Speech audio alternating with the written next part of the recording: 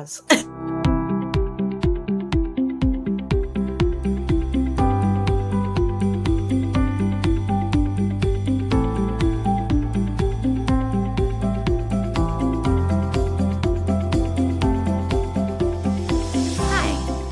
Sanchez, the Director of Communications here at National Marriage Week. National Marriage Week launches every February 7th through the 14th, and it's a fun time of events all across our nation. But it's also a movement that is growing all year long, when we're ministry leaders, churches, those in our government, and even us as couples are coming together to stand up and say we value our marriages. Our families and our country can flourish when the marriages within our homes are strong and healthy. So, we are so glad that you wanted to join us this evening and that you want to be intentional about growing individually and in your marriage. Each of our panelists is freely giving of their time to be here for you this evening to serve you in your marriage.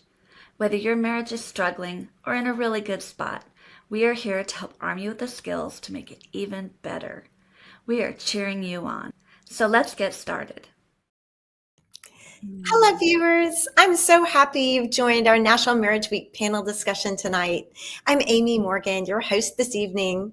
We're here with a panel of experts who've helped thousands of couples learn better ways to resolve conflict and move forward together constructively. I am so delighted to introduce you to our distinguished guests.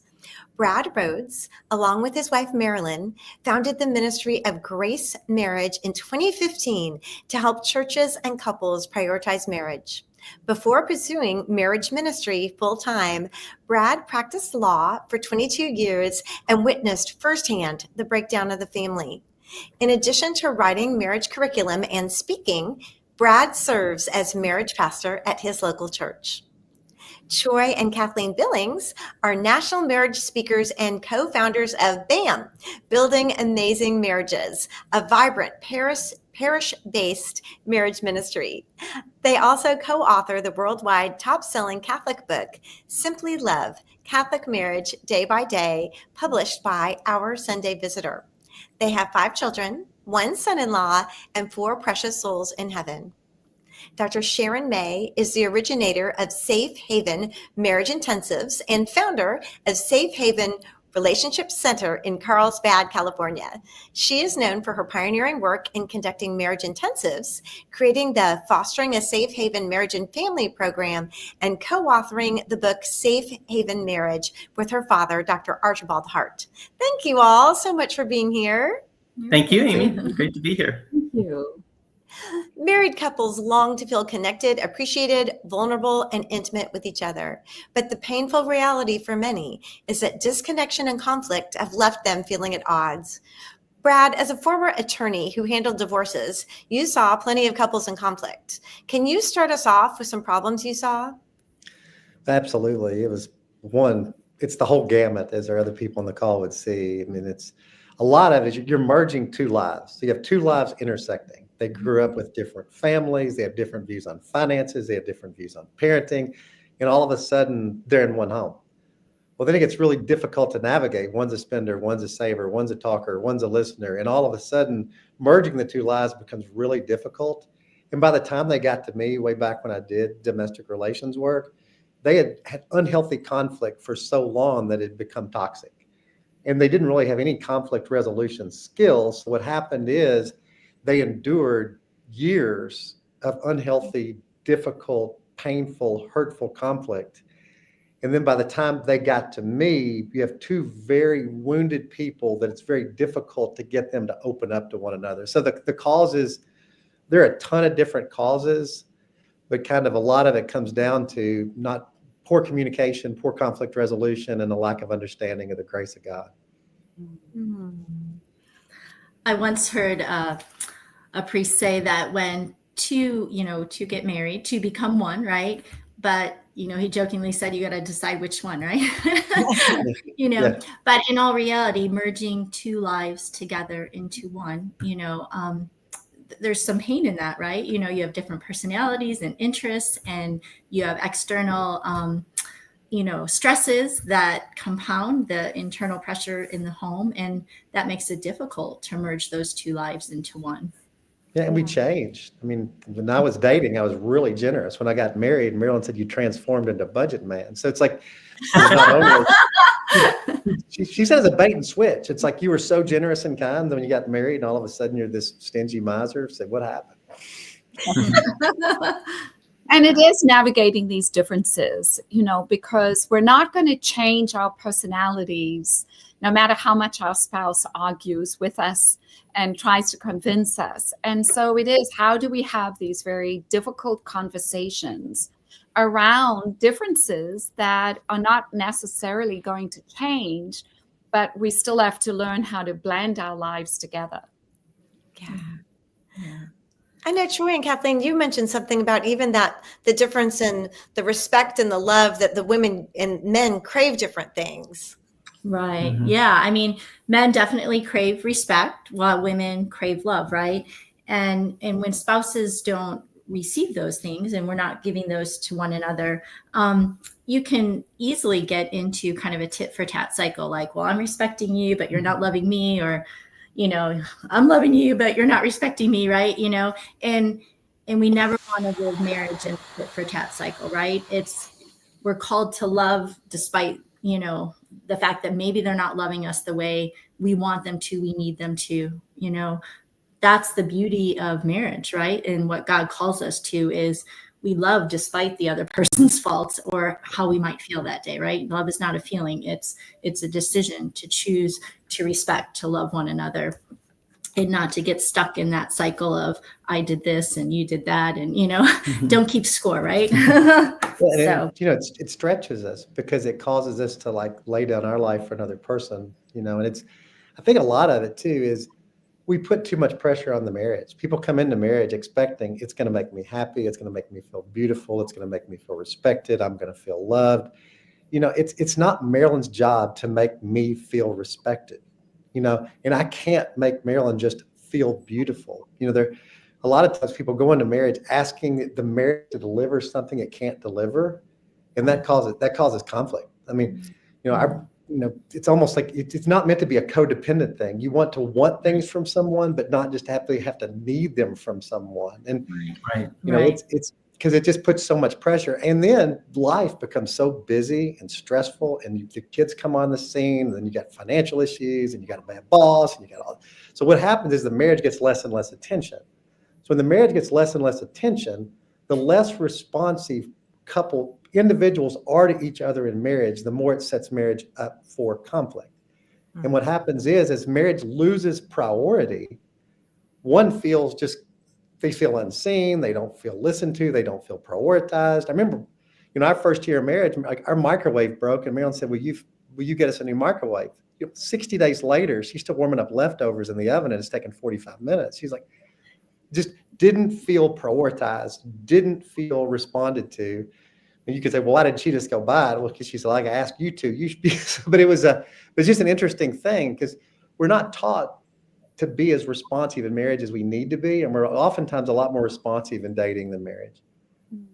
And I think what you're talking about is so important. We come to marriage longing for a safe haven, that I know I can trust you with my heart, that you'll be there for me, that we're going to be each other's covering, we're going to be each other's home.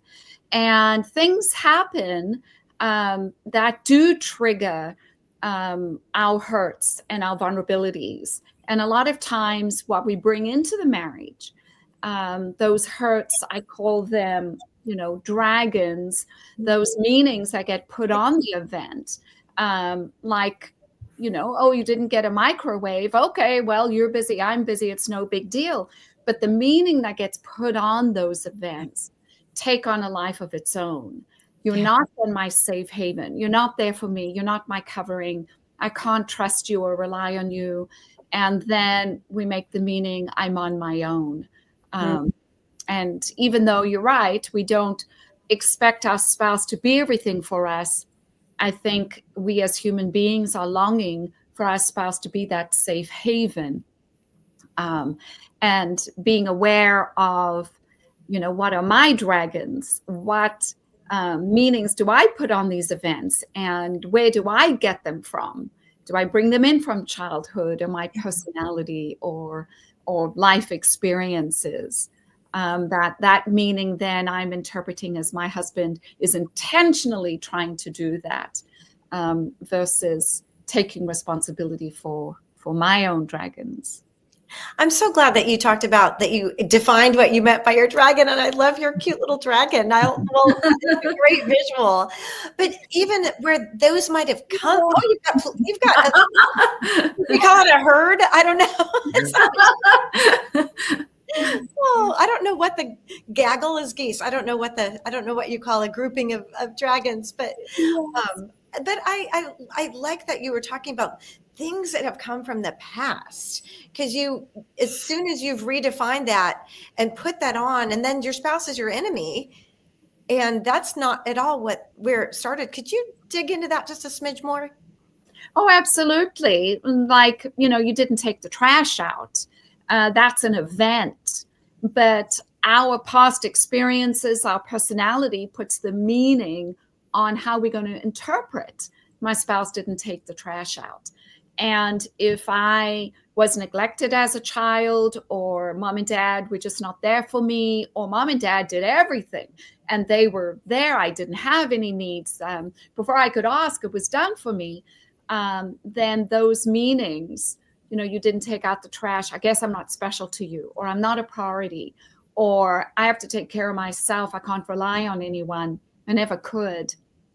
And then those meanings become danger, danger. I redefine our marriage as not safe, and I redefine you as you're not there for me. And we're blaming or finding fault for our spouse that they don't get, well, you didn't take the trash out because I'm not a priority to you. I guess everyone else is more important, because that's what my dragon says. But then my husband's like, whoa, where did you get that from? I just got lost in the TV show and I more, procrastinate. And that's why I didn't take the trash out. And now, your husband is defending himself, and you're trying to convince him, no, I'm not a priority. And then you just miss hearts. And then you're no longer safe for me. You're not my safe haven. Oh, well, I love you talked about missing, because I know Kathleen and Troy, you talked about connecting. Right. Something we have found in years of doing ministry and just in our own marriage, it's so easy not to spend time just connecting each day, right? And so many couples don't even spend 15 minutes a day just connecting, just like the two of them, right? And 15 minutes is only 1% of your time. And if you think about that couples are not even spending 1% of their time each day, just the two of them connecting, And I think so many problems could be avoided, and a lot of that miscommunication that often takes place could be avoided if we just take that time to connect. Something we have found that works for us is at the end of the night, we try to spend, some quality time, like kind of, talking about the day, seeing what's going on in our hearts, and praying together. And that's worked for us. But, I would encourage couples to spend that time whenever it works for you, find the time that works. Maybe that's midday, maybe that's the morning, whatever, but just make sure to take time to connect, because that's so invaluable to the health of your marriage, right? Yeah, and another challenge that couples often face is the disconnect on expectations. Yeah. A lot of times, you're thinking one thing and you're assuming or hoping that your spouse is thinking the same, but they're not, and that's just because of coming from different backgrounds and things. And so we really need to be sensitive to what has happened to our spouse during the day. For example, maybe they had a really hard day at work, or maybe they're not feeling well, and so by being sensitive and striving to be in tune with how the other is feeling will help us not only feel more connected, but the converse is true. It's maybe not the best time to bring up something like really big, if they're not feeling well. So, Yeah. And Kathleen, go ahead. I'm sorry. If I could jump in, what you're saying is so foundational, because you can solve the problems of who takes the trash out, how soon, how quickly, you can solve all the problems that you don't see eye to eye on and then come to an agreement. But if you don't have that friendship, if you don't have that connection, if you don't have that safe haven, then you've solved all your problems, but you're still not connected. You're still not that us. You're still not my friend that I really trust, that you love me and care for me and you'll be there for me. And that is so foundational. Right. And when I talked about connecting, there's the practical, right? There's the like, did you do this? I did this. I made that call. You made that, whatever. But I mean, connecting like at the level of the heart, right? How are you doing? How is your day? What's going on? How did that doctor's appointment go? Just really connecting at a deeper level and not just the practical. There's a time for that and you need to do that too. But so often couples just connect on that level and not at the heart. And that's where the disconnect takes place, right? Because you become roommates and not married couple. Yeah. And that when you ask those questions, it just shows like I really care about you. Like if I asked Marilyn, had your doctor's appointment go, and I dig in, people that are most interested in you and love you the most want to know the most about you. Right. And the expression of love is basically, I am really interested. I really want to know how you feel. I really want to know how your day went. I long for those things. And you're right, Kathleen, which said earlier, because I always say time is a container a marriage grows in. And if it's a very small container, it will not mature and will ultimately die. You have to give it a large enough container. I mean, when I do pastoral crisis counseling, none of them are talking 15 minutes a day. None of them are spending 3 or 4 hours a day, a week, trying to get away just individual time. I mean, I know it's possible, but there's no better thing you could do to avoid crisis than talk every day and then spend an extended time per week. It's couples that come in crisis typically are couples that life has taken them over. They've stopped spending time together. There's become a disconnect. Then a lack of grace sets in. They get contentious with one another. And the next thing they know, they just can't stand each other. And they don't even have a clue what happened. Right. So true. And as that escalates, what does that look like, Brad? What it escalates is you have a marriage that doesn't have a whole lot of marriage capital in the first place. So you don't have a well-invested marriage. They're not talking. And then one says something or does something that's offensive to the other. So then this is their point. This is where you end up into an unhealthy fight or it's diffused. It says a kind word turns away wrath, but a harsh word stirs up anger. And because a marriage doesn't have a whole lot of capital, the person takes offense. And then when they're defensive, it's like, well, you don't hear me. You're never going to change. You're not interested. They're either defensive or they attack back. It's either you don't appreciate all I do and all this, blah, blah, blah, blah, or it's no, you're worse than that, and it comes back, and then it just escalates. So one offends the other in response to being offended offends back, and then the offenses escalate to a point where it's often just becomes really toxic, where it can be either yelling or complete cold stonewall. And then oftentimes that lasts for days or weeks, and then one of them decides, wow, this is so miserable, and as Gottman would say, it's like a repair attempt. They come back, but then all they do is repeat the process again, and then they're in this bad cycle of inability to conflict, and then sometimes one just gets exhausted and just says, I don't want to do it anymore.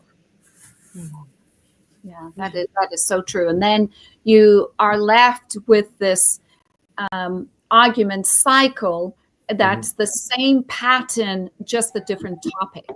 You can talk about the trash or the microwave or, the dishwasher or whatever the topic, money and the in-laws and how you fold the towels. But the cycle then, and the less you in my household, but the cycle's the same. And the less you invest in marriage, the less you spend time together, the less you prioritize the physical, the less you go deep, the thinner your skin gets. And then the deeper and quicker the offense becomes. It's like, what he just responds about everything, and she just gets mad about everything. And it's because it's a poorly invested marriage. It has very little capital, and they don't have really skills of conflict resolution. And it's really unfortunate, and a lot of it comes down to, the better the listener, the better the conflict manager. Scripture says, a fool loves to share his own opinion. A wise man seeks understanding. A fool loves rebuke, rebuke a fool. A wise man loves rebuke a fool, and he'll show his annoyance at once. So a lot of it is in marriage is strive to be the person that's wise, so that your spouse comes at you, that you can take a little minor verbal punch without freaking out. That you can just take a little bit of this because you want rebuke, because you hear it, you can love your spouse better. And then also ask yourself, when something's shared different than my opinion, am I the wise person that fleshes it out and seeks understanding? Or am I the fool that just blurts out my own opinion in response? Because if one of the two in the marriage can be the person that seeks understanding and that can accept criticism, you don't usually see toxic conflict when one of the two spouses possesses that wisdom. Absolutely. But I think what's so important for that to work, Brad, in my line of work, is that when couples truly believe that their spouse has their best intentions at heart, when Absolutely. I can trust that you truly do care about me, and what you're saying is, hey, can you take the trash out before I cook dinner? Because, it stinks, it's overflowing, the kids get in it, and it just makes dinner more difficult. Well said. Words of wisdom on the marriage week. Tonight's trash night Yes. too. So. I can receive that if I truly believe you are my safe haven and you do care about me. But soon as that relationship, connection, and trust is thin, and that emotional connection is not there, then it's like you're just trying to control me. You're just trying to get me to do what you want to do. Can't you see I'm trying to, read the newspaper? Well, that's old days. I'm trying to read the paper on my, I've got a few minutes to myself. You always ask me, I never do it right. But when we truly trust, you do love me and care for me, and we both are working towards something common. I'll never forget my husband, the day he said to me, Sharon, I really want to love you, and I really want a good life with you. I want to be happy with you. It was numerous decades ago, but I remember the light bulb going off. Oh, you mean you don't just want to make my life difficult? You really when we can hold on to that, we can say, slow down, Sharon. Just listen to what Mike is trying to say. Don't take it personally. Don't be defensive. He actually cares about you. We have to really get ourselves centered to be able to say, okay, no, you talk first. You tell me, your view of the situation. I'll wait. That takes a lot of trust in the relationship versus, no, I've got to get you to hear me because you'll never hear me. And that escalates in my experience. Well, I'm glad you used the word escalate, because there's some opposite of that centering and that trust. There's some other ways people respond. And maybe if you would name them, then people might see themselves there and realize, oh, that's what I'm doing, and I'd rather do the other things. Right. You put to name. No, go ahead, Sharon. Go ahead. No, to name some things, as soon as I realize that I am trying to get my view and I'm talking faster and louder and I'm repeating examples from past of when you've never taken care of this and you don't, and I find myself desperately trying to get my husband to get the light bulb to go off, to fall on his knees and confess his sins, then I know I'm frantically pursuing. Or when I suddenly find myself shutting down, like, whatever, wah, just let her yippity yap and let her get it out of her system. You're not going to change her mind. Just back away. Or you find yourself fleeing, shutting down, withdrawing. When you find yourself doing those protective reactions, yes, then we're not having a clear conversation. Having a good conversation can get heated. A good argument is like, what? No, I don't think so. Well, you didn't say that last time. Well, let me change that. You can go back and forth where I really get to know you and you know me, and we can feel passionate about things. And, it's a good argument.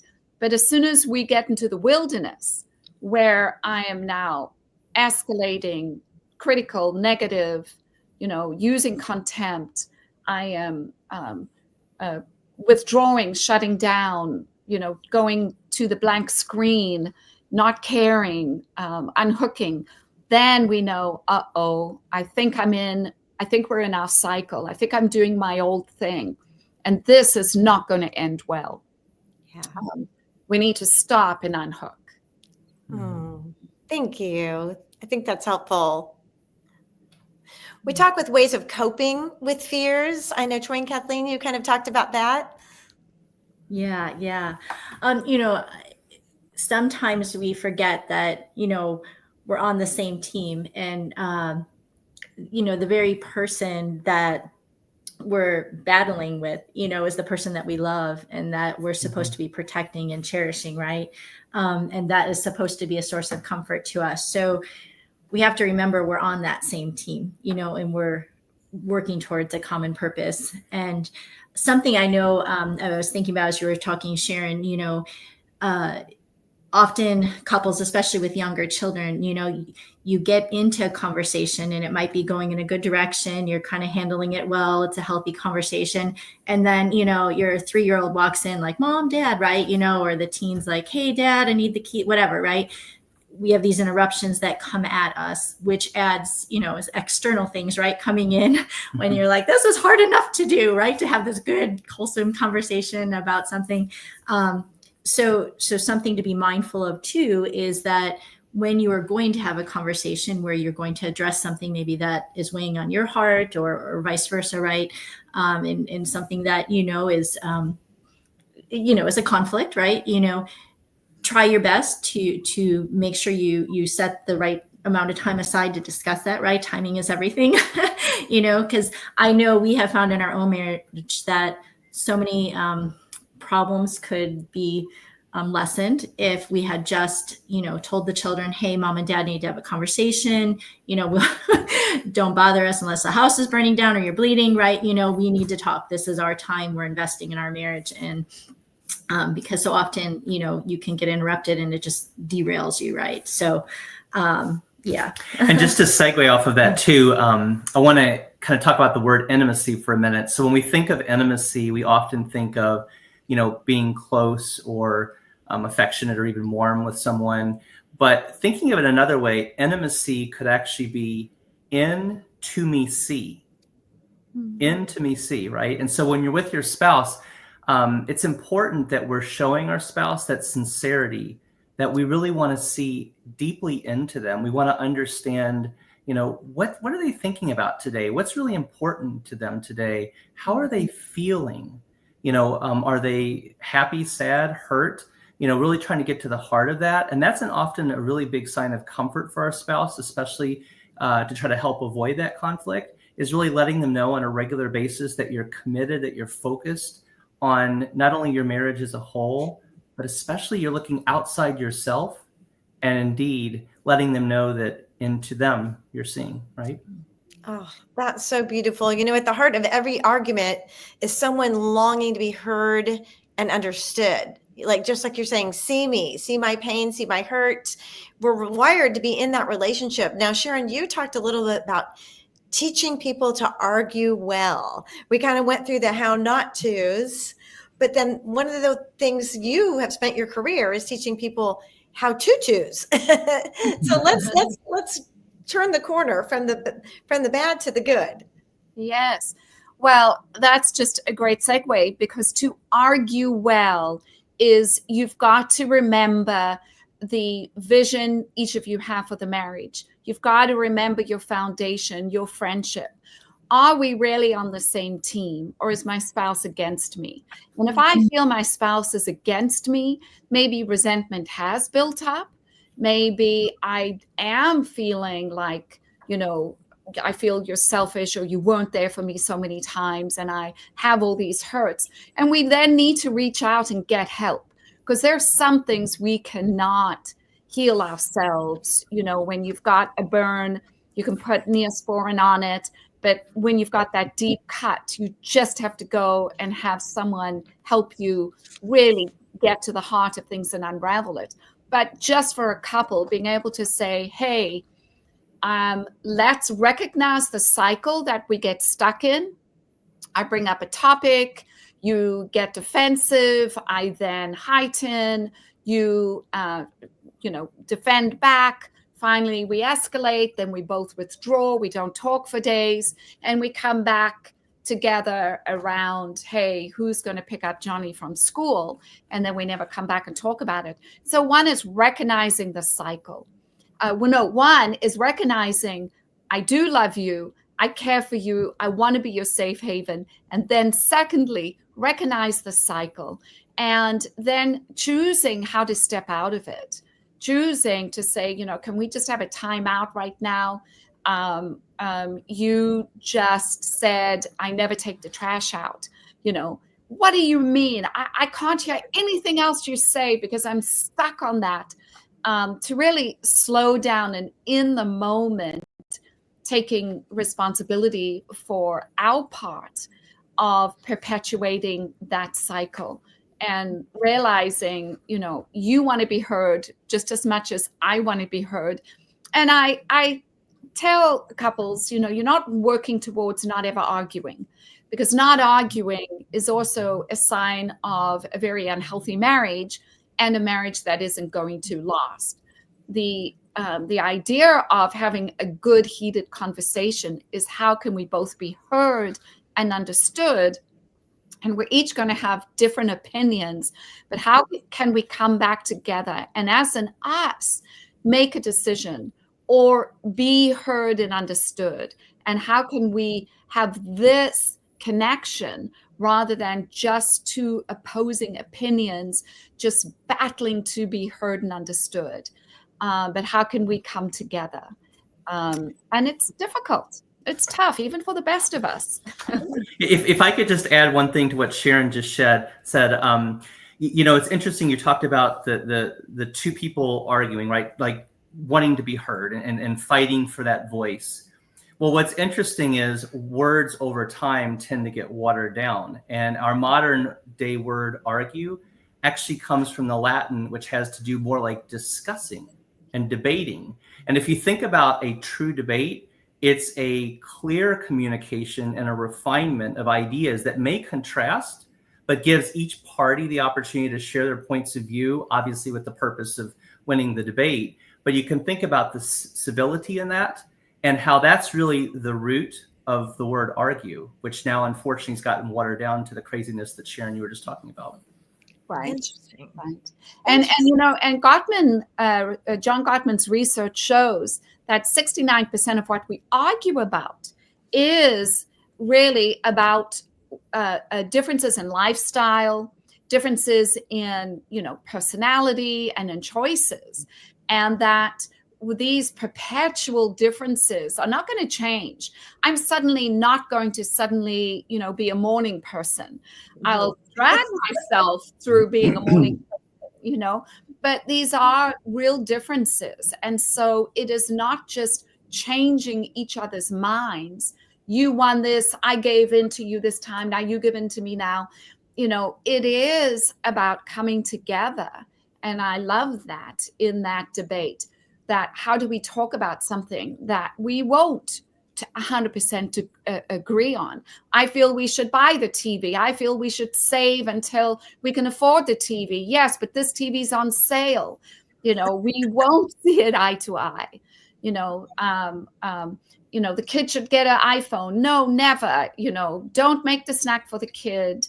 My parents never made me snacks, and but my parents were totally absent, and I want to do a little rescuing. We're going to have those differences, but it's how we talk about them and how we can come to a resolve of what is our vision for our marriage and our life, and what do we believe in, and how can we then come together with our differences in a way that strengthens the us. Mm-hmm. Brad, you mentioned too that conflict is normal and it gives you an opportunity to grow. Well, absolutely. I mean, you're gonna have different opinions on everything, like Dr. May was saying, and it's, what do you do? One wants to buy the TV, doesn't. Love is when you consider the interest of another person above your own. When you consider their interest above your interest. And when marriage is reduced to a battle of the will to get what I think is best, it's a really toxic state. Because it says all a man's ways seem right to him. And I've told Marilyn, of course, I always think I'm right. It wouldn't be my opinion. But the thing is, am I willing to lay that down because I love her and I love the marriage? And marriage is where people are primarily trying to pursue their way and take control on what's best on everything, are the marriages that really struggle.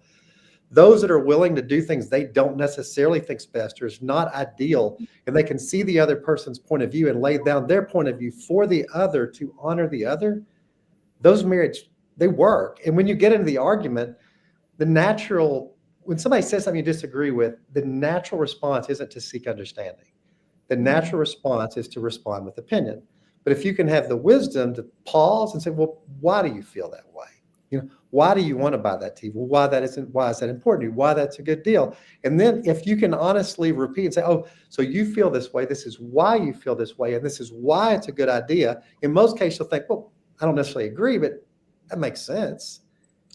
And then when the person feels understood, Marilyn's told me over and over, I just want to feel like you totally understand me, that you don't cut me off and share your opinion, and it's not a shallow ping pong match, but it's a mutual depth of sharing that creates connection. And then we both fight to try to consider the interest of the other, and then marriage works. Another thing is to be careful, like the timing. She mentioned timing. Try not to speak. When you want to speak the most, you ought to speak the least. When words come out the easiest and the quickest, it's when, Marilyn says duct tape is needed. So it's when you're at a point where you can write a one-page letter in 30 seconds, you shouldn't write the letter, because when emotion is dominating, when negative, hurt, anger emotions are dominating and they're driving the words, that's why it says be slow to anger and slow to speak, because when anger drives words become hurtful. So if you can sit on it, get to a point of peace. My mentor, I would be upset. And he said, you still can't talk to me about it. You're not ready. And we talk again. He said, you're still not ready. You're still not ready. And then he goes, okay, now until you can speak with a tear in your eye, I don't want you to talk to him. Until mercy trumps over judgment. Until you have so much compassion, so much mercy of the other person, that you're so concerned about the other person that you're speaking point of love, don't speak. So I think it's timing, it's understanding, and it's making sure you recognize, that it's so true that mercy trumps over judgment. You can see it in marriage. You're talking about, complaining back and forth to one another. I heard one quote that, when you complain about one another, it's like saying your side of the boat's sinking. Yeah. I love that. Yes. I love it. I love it. And what you're saying is such, the heart of God, for us to love well. But also research shows that good marriages, happy marriages, have spouses that are influenceable, that they will say, now, why do you want to do that? And, let me consider that. I'm not saying I'm going to do it. Just because I'm listening doesn't mean I'm agreeing or I have to give in. I'll be influenced. And it's like, just for example, like Marilyn's a very detailed parent. I'm a very laid back parent. I just, it's all going to work out. Just don't worry about it. If we don't have to freak out about everything, And initially that caused a lot of fighting, and then it's kind of realized, man, my kids are so blessed to have Marilyn. I mean, they need a detailed parent, and then we recognize that our differences are actually our blessing. They're not our curse. That they don't need two Marilyns. It'd be too stressful. They don't need two Brads because they had never developed. So it's because. Oh, Marilyn told me if anything ever happens to be remarry quickly, I'm worried about my kids. But in all seriousness, it's like each person brings something beautiful to the union, and it's different. And if you can focus on the good in the differences and really recognize that, and recognize that you're truly better with your two sets of gifts and perspectives, and the arguments create a better result. They do. Like, my perspectives are balanced out by Marilyn's different perspectives. And as we work together, we come to better conclusions together than we ever would alone.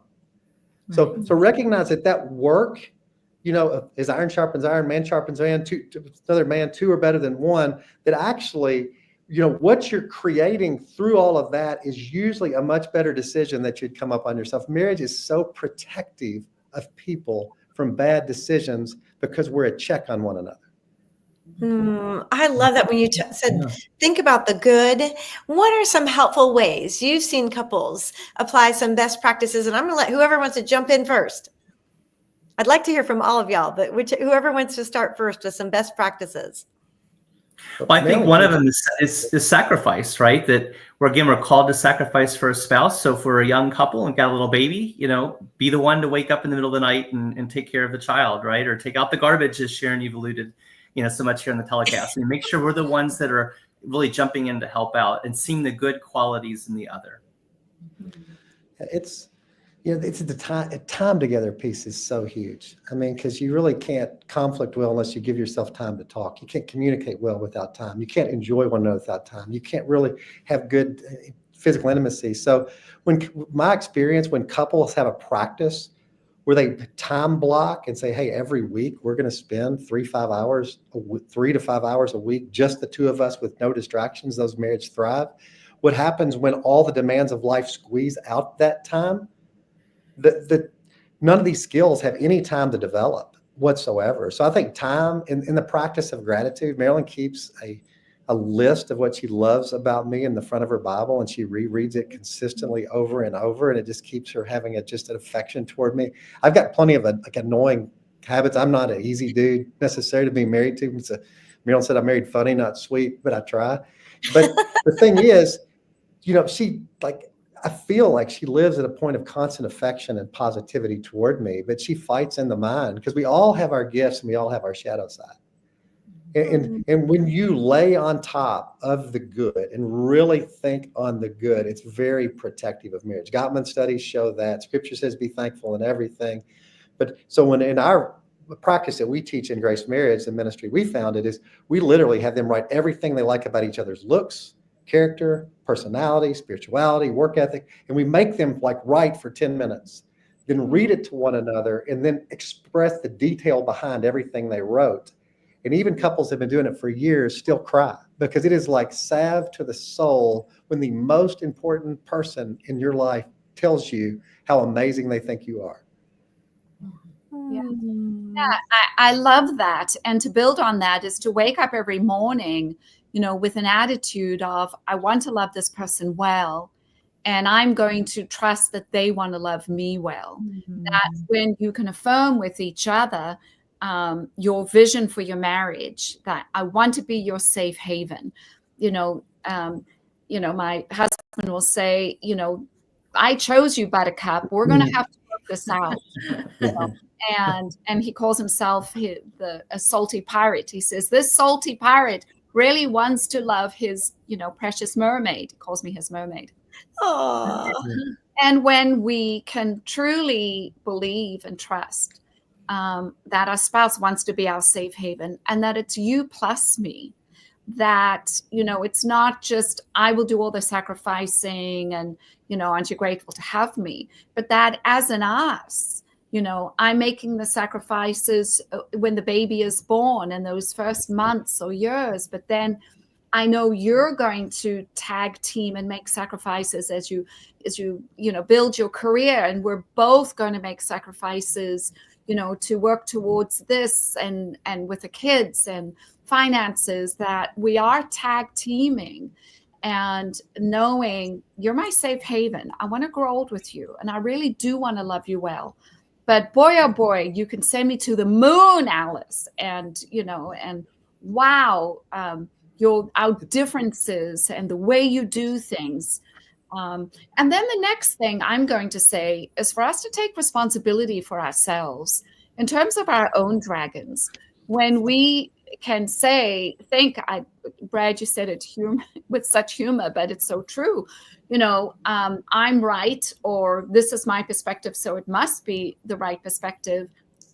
But when we can take ownership for, why does folding the towels a particular way matter to me? Why does packing the dishwasher a particular way and when my husband doesn't just trigger me? And understanding what are my issues. I'll confess to everyone in the early years when my husband left for work without saying goodbye. It was like 0 to 60, I was mad. I was, calling him names. And I said, no, it's your problem for not saying goodbye when you leave. You're the one with the problem. How dare you think I have a problem? And I remember when we went to our counseling, I had to go, whoa, what is the dragon that I have? What is my issue? What am I sensitive to? What is my expectation to be loved well? Oh, I've had a lot of loss in my life. So when you suddenly are gone, it's my dragons. So I can then call him and say, hey, love of my life, did you leave for work already? And he goes, oh my gosh, mermaid, your salty pirate will come home right now. I am so sorry. Aww. He knows what triggers me. He knows that pain. But I have to take responsibility, soothe myself, comfort myself. I have to say, no, love, it's my issue. You're fine. You go work hard for us. I'll see you at the end of the day. That when we know we're both on this growing journey of taking responsibility for learning our issues, our triggers, what is it about my personality that makes me want things done right away, or it's lackadaisia, and I take responsibility for that. We can also then have better conversations around the topics. A real simple practice I'd recommend is I integrate it in my quiet time, just 10 minutes a morning, just say, Lord, how can I love Marilyn well today? And I just think about what she's doing, what she's going through, what I tend to do that aren't helpful. And then I think of some things. And I started doing that about 2 or 3 months ago. And Marilyn said, what's happened to you? You are so thoughtful now. But all it is, the scripture says, the Lord says, if you ask for wisdom and you believe, I will give it to you. And just while I'm in that 10 minutes of space with God, I think, oh, Marilyn doesn't like this and this is out of order. Oh, it would really bless Marilyn if I did this today. Oh, I've been really hectic lately. I need to really try to go slow today. But the Lord will give you wisdom. So, if the listeners did nothing else from this call of just taking 10 minutes a morning with that prayer, I would submit to you it'd be pretty transformational. Just piggybacking on what you were saying, Sharon, I think it's so important to know ourselves, right? If we don't know our strengths, our weaknesses, our shortcomings, then we can't be all that we need to be in our marriage, right? It's so important to know who we are and what our triggers are, right? And what causes us to go from 0 to 60 so quickly, right? Those things are really important. Because when we don't know ourselves, then there's so much confusion, right? How can I expect him to know me if I don't even know myself, right? So that's a very healthy thing to know who you are and what you bring to the table. And I think grace is one thing we really haven't talked about a lot so far. It's life gets the better of all of us, and all of us forget to say goodbye. All of us do things that are thoughtless. All of us do things that. So if grace and forgiveness, and for those who believe the grace and forgiveness of Christ, you give it to your spouse. It's like, hey, I trust you love me, like Dr. May said. It's like, hey, Marilyn, you're not the perfect wife or the perfect mom. I'm not the perfect husband. I live in forgiveness toward you. You live in forgiveness toward me. And then we have an amazing relationship despite both our shortcomings. Because nobody conflicts perfectly and nobody handles life perfectly. And we get cold and we get stressed and we get snappy and we have weeks, we have years, we have seasons. And unless grace is foundational, that I'm going to give you the benefit of the doubt. And when you offend me, I'm going to pursue you. I'm going to close a distance. I'm not going to allow a distance. And we've been in arguments before. Marilyn's like scheduled a date. I'm like, what are you doing? She goes, I love you and I love us too much to allow any distance in our marriage. And now that's maturity. And I find unless you get the grace piece, over time, your insufficiencies will control the marriage and you'll live with low level or high level frustration depending on where you are. Right. And I think putting what Kathleen said with what you just said, Brad, that when we can self-reflect and take ownership and say, I don't do time well, or, I don't do this or that, and this is my shortcoming of my personality. I am forgetful, or I am too rigid, or I want to think about it too much before I make a decision. When I can take ownership of that and my spouse sees me taking ownership, my spouse can have more grace. We can have more grace for each other when it's like, gosh, you're late again. No, I'm not. It was only 3 minutes, or yeah, you know what? Yeah, I did my best, but you're right. I always run late. Or gosh, you're right. I always want things done perfectly and just right. And you're right. I need to flex on that. But when we can hear our spouse taking ownership for their downside. When you see each other genuinely trying, when you see genuine effort and genuine try, even if it's not perfect, it's when couples, like you said, just get contentious and they just kind of quit trying. They quit trying to show love. As long as they're like, I'm trying to love Marilyn, Marilyn's trying to love me at work. It's when life gets the best and just both of them stop. That's when it really gets tough. Yeah. I always tell Troy, like, humility is so attractive, right? Like it's so beautiful. When he comes to me, he's like, hey, I own that, or I'm truly sorry for hurting you in this way, or whatever. That is like, wow, it's like super attractive. And like because I can see in that he really loves me. He really loves the Lord, and he's trying to put our marriage first. And there's something so beautiful about that, right? And I'm drawn to him because of that humility, because you can only do that by the grace of God, right? To humble yourself in marriage. And so I see Christ in him, and that's attractive and beautiful, right? So. And if pride comes before a fall, pride comes before the fall of a marriage, right. So if, pride precedes the fall, pride precedes the fall of a marriage. So if you always want your own way, why? It's pride. If you are controlling, it's pride. If you won't consider others, it's pride.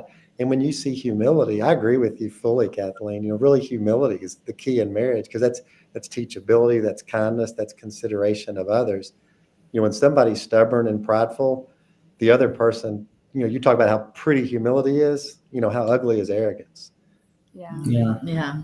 And we're talking about doing loving things this week for our spouse, and I am going to recommend you get a card for your spouse with maybe some chocolates or some flowers, and in it write, sorry, I own that.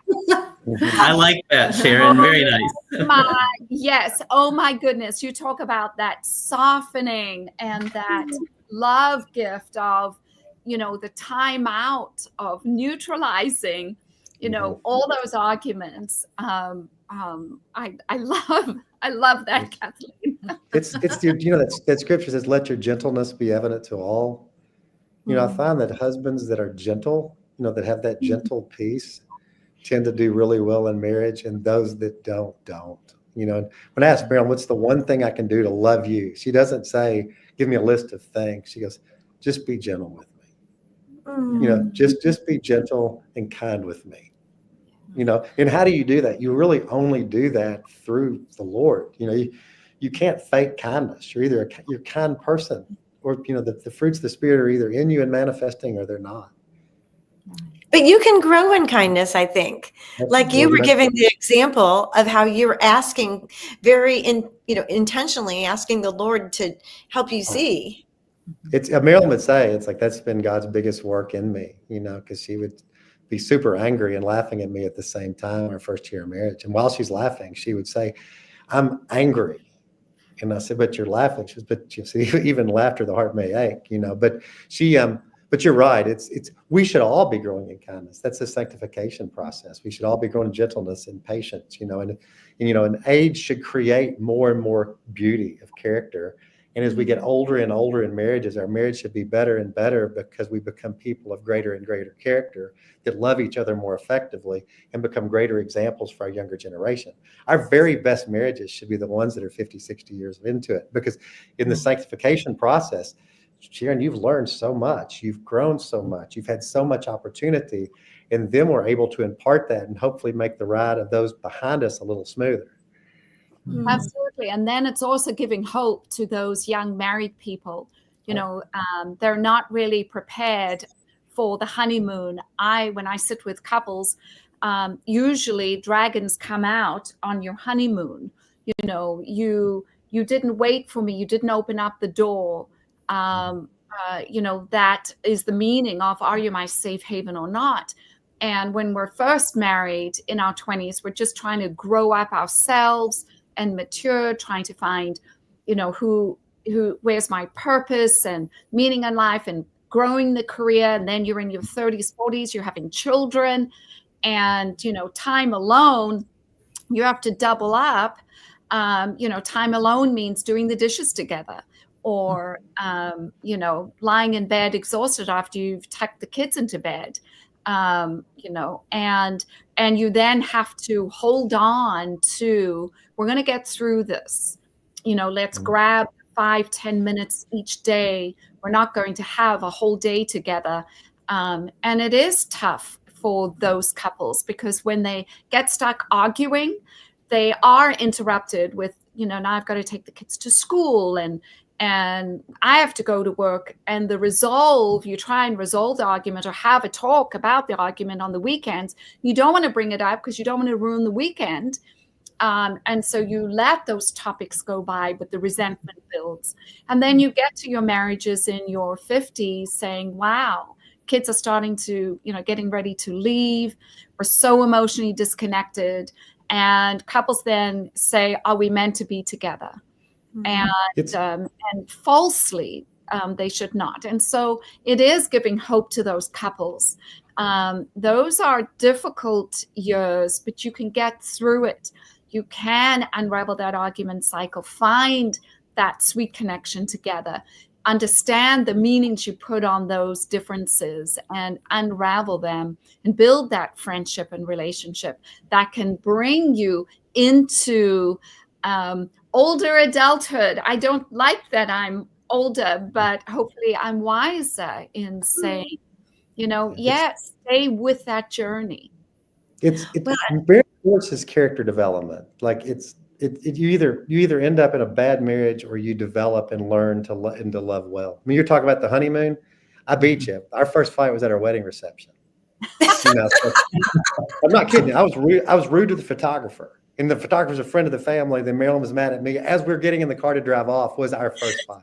So I just want to let you know, you can use that. It doesn't have to wait to the honeymoon. You can go ahead and blow it out at the wedding.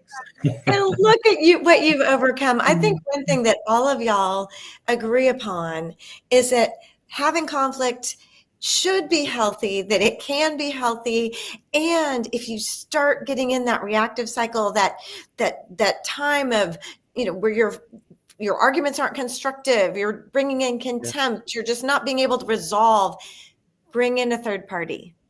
That's what you guys all do, is provide resources and help. And keep it in perspective, because people get in arguments, will come into my office, and 95% of their marriage is great. They'll be dating, they'll be joined when they have an issue, but that issue is dominating 95% of their thinking. So I'll ask them questions. Tell me about your last date. How's your physical relationship? Good. You're both faithful? Yes. You both love the Lord? Yes. You both love the Lord? Okay, now they look at each other like, and I'm like, you're not in crisis. You just think you are. And I've seen them give high fives in my office, but I think sometimes keeping the conflict in perspective and not letting the one issue become totally brain dominant, so it colors your view of the overall marriage. Sometimes when people have one issue they disagree over, they get an improper perception of their own marriage, coming to a conclusion that it may be dying or in a lot worse shape than it is. So that's why focusing on those positive things are real important, because it keeps the argument and the issue in perspective, and it doesn't allow it to color the whole deal. And there's always things you can do to improve. Like Sharon, you have a 7-week marriage challenge. Troy and Kathleen, you have resources. Brad, Grace Marriage, you all have resources to help couples focus on that good. Mm-hmm. Oh, absolutely. I feel that the majority of couples that divorce really didn't need to. Couples usually take about 4 years before they go and get help. And that is 4 years stuck arguing with these meanings of, you don't care for me, disconnected, not fostering a friendship or being there for each other. And it's 4 years of hurts that have accumulated. And we don't need to stay stuck. It is possible to make sense of things. And also, you're not going to solve all the arguments that you have, the differences that trigger the arguments. It's learning, how do I live with that? My husband never makes his bed, or puts the coffee mug 6 inches from the sink, or, some of those things are not going to change. And how do we come together to foster that safe haven and emotional connection, and live with the tension of, we will just do things differently. Yeah. Well, Sharon, Brad, Troy, and Kathleen, you all have been so wonderful. Thank you so much for being here tonight. Thank you, Amy. So much. Thanks for having us. It's nice to hang out with you guys this evening. Thank you. Yeah, it's been great. You have such a wealth of ideas and resources to help couples who are struggling to see eye to eye find joy and peace. And viewers, thank you as well for joining us for National Marriage Week. Stay tuned. We are back every night this week through Valentine's Day. If you'd like to continue to join us, make sure that you sign up for each individual discussion. Find answers to your questions and register at marriageweek.org.